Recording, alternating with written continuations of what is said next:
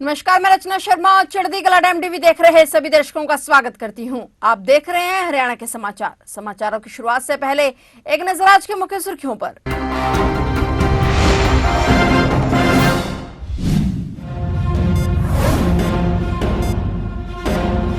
हरियाणा में भी बीजेपी सरकार ने निकाली तिरंगा यात्रा। मुख्यमंत्री नायब सिंह सैनी ने पंचकुला से किया शुभारंभ। ऑपरेशन सिंदूर पर भाजपा गिना रही सेना की उपलब्धियां।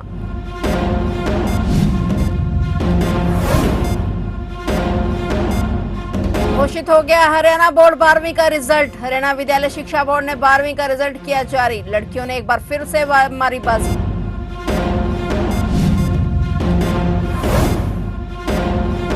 मानसून से पहले सभी लघु अवधि परियोजनाएं पूरी करे विभाग। मुख्यमंत्री नायब सिंह सैनी ने अधिकारियों को दिए निर्देश। कहा किसी भी प्रकार की लापरवाही नहीं की जाएगी बर्दाश्त।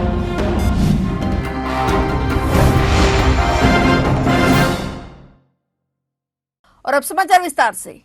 ऑपरेशन सिंदूर की सफलता और विपक्ष के हमले का जवाब देने के लिए बीजेपी पार्टी ने आज देशव्यापी तिरंगा यात्रा का आगाज किया है। इस ऑपरेशन पर सेना की उपलब्धियों को गिनाने के लिए सेमिनार और प्रेस कॉन्फ्रेंस का आयोजन करने और जनता से सीधा संवाद करने की भी रणनीति बनी है। इसी कड़ी में भारतीय जनता पार्टी ने आज 13 मई से 23 मई तक 11 दिनों तक राष्ट्रव्यापी तिरंगा यात्रा का आगाज कर दिया है। वहीं पूरे हरियाणा में भी सभी जिलों में बीजेपी सरकार तिरंगा यात्रा निकाल रही है, जिसका शुभारंभ मुख्यमंत्री नायब सिंह सैनी के नेतृत्व में पंचकुला से किया गया है। इस तिरंगा यात्रा में सीएम नायब सिंह सैनी के साथ कई वरिष्ठ नेता मौजूद रहे। इस अभियान के दौरान कई स्तरों पर जनता से सीधे संवाद के जरिए विपक्ष के हमलों का जवाब देने के साथ ही ऑपरेशन सिंदूर के तहत की गई सैन्य कार्रवाई को देश के सामने रखा जा रहा है। इन अभियानों के जरिए भाजपा बता रही है कि भविष्य में किसी भी आतंकी हमले के जवाब में भारत पुलवामा, उरी और पहलगाम हमले की तर्ज पर सीमा पार के आतंकी संगठनों और उसके आकाओं के खिलाफ सैन्य कार्रवाई करेगा। वहीं पंचकुला में तिरंगा यात्रा के आयोजन में सीएम नायब सैनी ने पहलगाम हमले के शहीदों और ऑपरेशन सिंदूर के तहत शहीद हुए जवानों को नमन किया। मैं सबसे पहले देश के उन जांबाज नौजवानों को मैं श्रद्धापूर्वक नमन करता हूं, जिन्होंने इस भारत भूमि की रक्षा के लिए अपने आप को कुर्बान किया है। आज पूरे देश के लिए ये आत्मसम्मान, गौरव और शौर्य का दिन है। हमारे वीर जवानों ने जो ऑपरेशन सिंदूर को सफलतापूर्वक अंजाम दिया है, उन्होंने हमारे राष्ट्र का जख्म देने वालों को जो कड़ा सबक सिखाया है। मैं अपने जवानों की वीरता और साहस को नमन करता हूं। और इस ऑपरेशन में जो शहीद हुए हैं, ऐसे वीरों को श्रद्धांजलि अर्पित करता हूं। उन्होंने भारत माता की आन बान और सम्मान के प्रतीक राष्ट्रीय ध्वज तिरंगे को झुकने नहीं दिया। मैं उनको शीश नवा करके प्रणाम करता हूं, श्रद्धा से उनको नमन करता हूं। आज पंचकुला के इस पावन धरती पर जो तिरंगा यात्रा भारत माता के गौरव का उत्सव, यह राष्ट्र के आत्मसम्मान और शौर्य का उत्सव है। यह हमारी राष्ट्रीय चेतना, एकता और स्वाभिमान की अभिव्यक्ति है। यह उन रणबांकुरों को समर्पित है, जिन्होंने दुश्मन को उसकी भाषा में जवाब दिया है। यह हमें हर क्षण देशभक्ति की प्रेरणा देता है।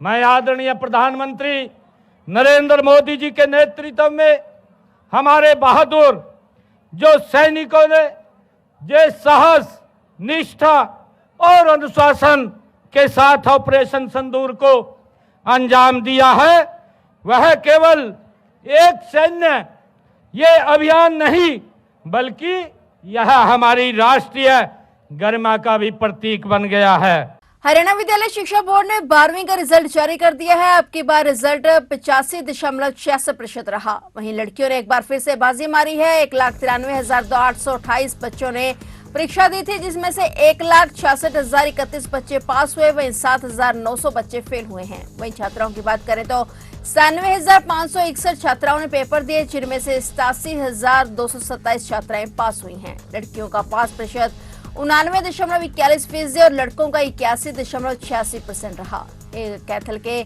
सियोन माजरा सरकारी स्कूल का छात्र परमदीप पहले स्थान पर रहा। परम सिंह को 497 अंक मिले और दूसरे स्थान पर सोनीपत के मनोली गांव की रचना, सीनियर सेकेंडरी स्कूल की छात्रा करीना और जींद के नरवाना की एसडी कन्या स्कूल की छात्रा यशिका रही। दोनों ने 495 अंक प्राप्त किए और जींद के डीएन मॉडल स्कूल की छात्रा सरोज 494 अंक लेकर तीसरे स्थान पर रही और चौथे स्थान पर 4 विद्यार्थी रहे, जिन्होंने 493 अंक प्राप्त किए और इन बच्चों ने सबसे ज्यादा अंक लेकर प्रदेश का नाम रोशन किया है।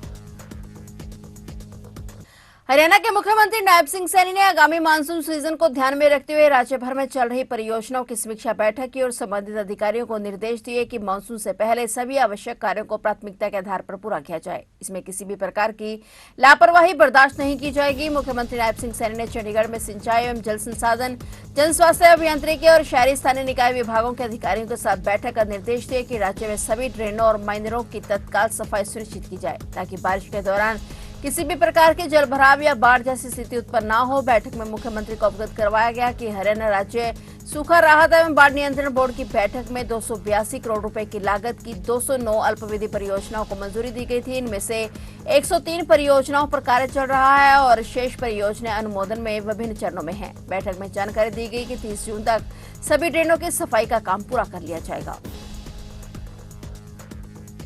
सीजफायर के ऐलान के बाद एक बार फिर से सोमवार रात पाकिस्तान ने नापाक हरकत की। पीएम मोदी के संबोधन के कुछ देर बाद ही सांबा और कठुआ जिले के सीमांत क्षेत्रों में ड्रोन देखे गए। हालांकि कुछ देर बाद ही हालात काबू में आ गए और स्थिति नियंत्रण में बताई गई और इस बीच विमानन कंपनी इंडिगो और एयर इंडिया एहतियातन बड़ा कदम उठाने के लिए पहुंच गए और विमानन कंपनी ने जम्मू, श्रीनगर, लेह, चंडीगढ़ और राजकोट और अमृतसर के लिए सभी फ्लाइट्स आज के लिए रद्द कर दी। इंडिगो और एयर इंडिया ने आज मंगलवार को फिर से जिन उड़ानों को रद्द किया है उनमें श्रीनगर और जम्मू, अमृतसर, चंडीगढ़ और 3 अन्य सीमावर्ती शहरों के लिए अपनी उड़ानें रद्द की हैं। एयर इंडिया ने कहा कि उनमें उसने जम्मू, लेह, जोधपुर, अमृतसर, भुज, जामनगर, चंडीगढ़ और राजकोट के लिए आने जाने वाली उड़ानों का संचालन रद्द कर दिया है। इंडिगो ने भी जम्मू, अमृतसर, चंडीगढ़, लेह, श्रीनगर, राजकोट के लिए अपनी उड़ानें रद्द कर दी हैं, जिसके तहत आज के लिए इंडिगो और एयर इंडिया ने एक ट्रैवल एडवाइजरी भी जारी की। इसी कड़ी में आज चंडीगढ़ में भी शहीद भगत सिंह इंटरनेशनल एयरपोर्ट पर यात्रियों की सुरक्षा को ध्यान में रखते हुए आने जाने वाली उड़ानें आज के लिए रद्द कर दी गई।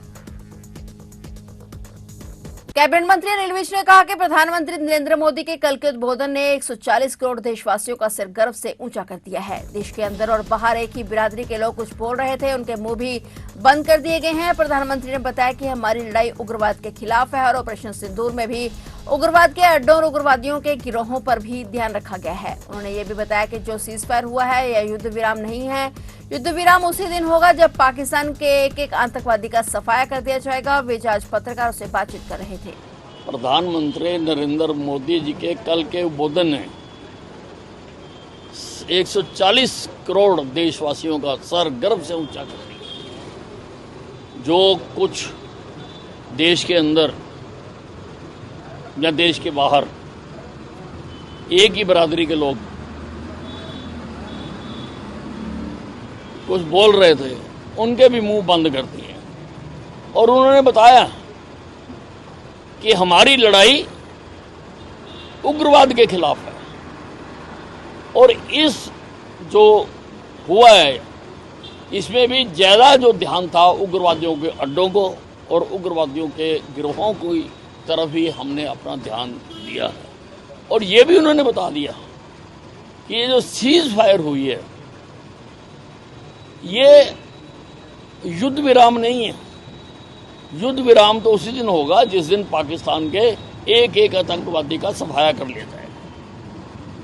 प्रधानमंत्री के संबोधन से ठीक पहले शिवसेना नेता संजय राउत ने एक्स पर 8 PM शराब की बोतल लगाकर प्रधानमंत्री पर निशाना साधा। बस देखो, ऐसे लोगों का इलाज तो जनता ही करा करती है। सारा हिंदुस्तान तो अपने आप को गौरवान्वित महसूस कर रहा है जिस प्रकार से हमारे नायक नरेंद्र मोदी जी ने इस युद्ध की रहनुमाई की है।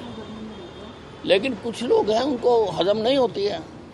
हजम नहीं होती है तो भाई उल्टी कर रही है तो किसी बाथरूम में जाके करो, लोगों के सामने क्यों कर रहे हो?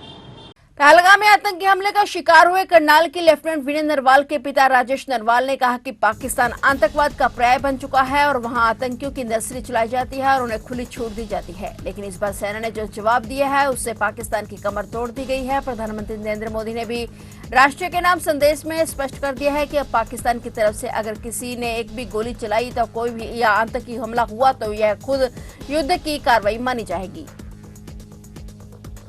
कल आदरणीय प्रधानमंत्री नरेंद्र मोदी जी ने पहलगाम आतंकी हमले के बाद और तत्पश्चात की गई सैन्य कार्रवाई के उपरांत इस देश को, देशवासियों को और विश्व को कल संबोधित किया। उस संबोधन से एक बात पूर्णतः रूप से स्पष्ट कही गई है और विश्व को और आतंकवाद को पनाह देने वाले, जहाँ पर आतंक की जड़ें हैं, मैं स्पष्ट पाकिस्तान को एक संदेश दिया है और उसमें चेताया भी गया है कि जो ये बर्बरतापूर्ण विभत्स आतंकी हमला निहत्थे पर्यटकों पर किया और जिसमें कि मेरा बेटा भी लेफ्टिनेंट विनय उसमें शहीद हुए, उसके खिलाफ जो सैन्य कार्रवाई की उसको मैं से सहमत हूँ और एक अच्छा कार्य किया है। और आतंकवाद की नर्सरी, उसके आइडियोलॉजी को तैयार करने वालों पर, उसको पनाह देने वालों पर और उसके आकाओं पर एक कड़ा प्रहार किया गया है, कड़ी कार्रवाई की गई है और उसकी बैकबोन तोड़ने के लिए एक अच्छा कार्रवाई की गई है। मैं उससे सहमत हूँ। भारतीय सेना का ने पूरे मनोबल के साथ as per direction of respected prime minister and cabinet उन्होंने जो कार्रवाई की है और वो मनोबल से काम कर पाए, वो तभी कर पाए कि उनको हमारी सरकार ने पूर्ण रूप से उनको छूट दी कार्रवाई करने की, तभी ये सब पॉसिबल हो पाया। अंबाला छावनी में एक व्यापारी से लूट की वारदात सामने आई है। बदमाशों ने व्यापारी की आंखों में मिर्च का पाउडर डालकर चाकू से हमला कर दिया और इस दौरान बदमाश व्यापारी से 3 लाख रुपए लेकर भाग गए। इसी तरह घायल कारोबारी और उसका बेटा मौके से अपनी जान बचाकर भागे और इसके बाद पीड़ित परिवार ने थाने में शिकायत दर्ज कराई। दरअसल अंबाला छावनी महेशनगर स्थित प्रीत नगर में बाइक सवार 4 नकाबपोश बदमाशों ने कोल्ड ड्रिंक के डिस्ट्रीब्यूटर और उसके बेटे की आंखों में मिर्च पाउडर झोंककर लूटपाट की। जैसे व्यापारी और उसका बेटा अलग अलग एक्टिवा पर अपने घर लौटने लगे तो रास्ते में ही बदमाशों ने आगे पीछे से उनको घेर लिया और बदमाशों ने पहले तो लाल मिर्च दोनों की आंखों में झोंक दी और इसके बाद विरोध करते हुए जब दोनों ने शोर मचाया तो हमलावरों ने कारोबारी निर्मल विहार निवासी 49 वर्षीय संजीव पर चाकू से हमला कर लहूलुहान कर दिया। बाप बेटे ने शोर मचाते हुए किसी तरह बदमाशों के चुंगल से छूटने के बाद भागकर अपनी जान बचाई। वहीं एक्टिवा से बदमाश करीब 3 से 4 लाख रुपए की राशि लेकर फरार हो गए। घायल संजीव को अंबाला के नागरिक अस्पताल से प्राथमिक उपचार के बाद चंडीगढ़ पीजीआई रेफर कर दिया गया और वहीं उनके बेटे रौनक की छाती में चोट आई है और पुलिस ने शिकायत के आधार पर मामला दर्ज कर जांच शुरू कर दी है।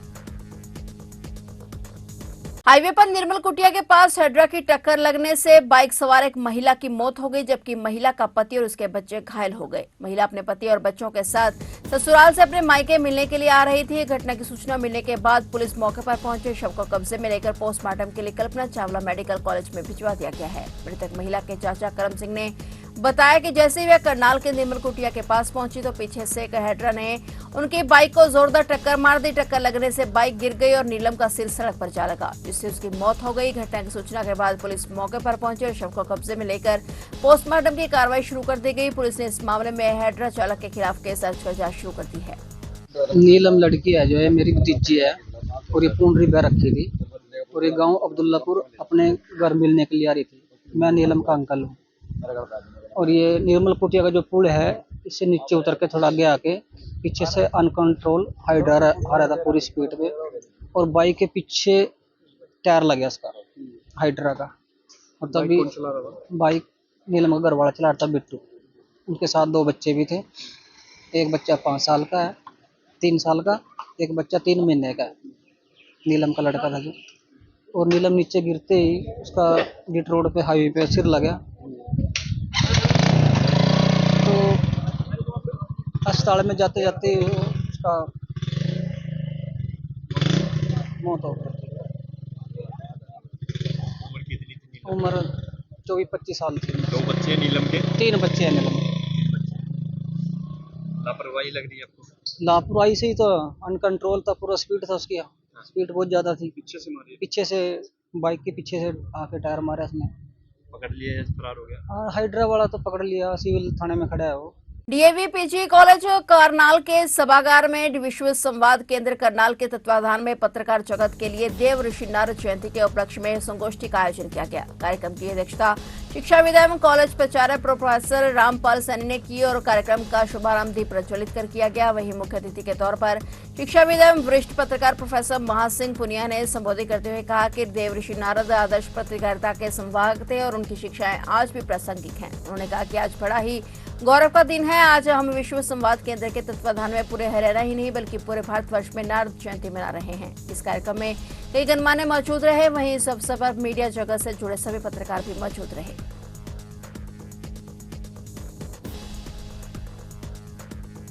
करनाल जिले के गांव भरतपुर में बच्चों की मामूली कहासुनी के चलते कुछ लोगों द्वारा एक परिवार पर हमला कर दिया गया। इस हमले में एक व्यक्ति की मौत हो गई जबकि परिवार के 7 से 8 लोग गंभीर रूप से घायल हो गए। घायलों को उपचार के लिए अस्पताल में भर्ती कराया गया। घटना की सूचना मिलने के बाद पुलिस और एफएसएल की टीम मौके पर पहुंची और मामले की जांच शुरू की गई। गाँव भरतपुर में सोमवार की रात बच्चों के बीच कहासुनी ने इतना बड़ा रूप ले लिया कि पूरे गाँव में तनाव का माहौल बन गया है। यह झगड़ा उस समय हिंसक हो गया जब एक पक्ष के करीब 12 से 13 लोगों ने दूसरे पक्ष के घर के बाहर गली में पहुंचकर अचानक हमला कर दिया। इस खूनी संघर्ष में 50 वर्षीय सुरेश की मौके पर ही मौत हो गई जबकि उसके परिवार के करीब 8 सदस्य घायल हो गए। पुलिस ने सुरेश के शव को कब्जे में लेकर पोस्टमार्टम के लिए कल्पना चावला मेडिकल कॉलेज भिजवा दिया है। फिलहाल पुलिस इस मामले की गहनता से जांच कर रही है।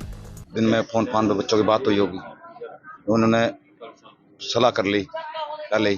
जैसे कि मेरे भाई सब्जी बेच के आया, रेडी थामी थी, इन्होंने सलाह कर रखी थी पहले ही ये एकदम हमला करना। 4 बंदे बाहर के थे, 10-12 आदमी आए, एकदम घर पे हमला कर दिया इन्होंने।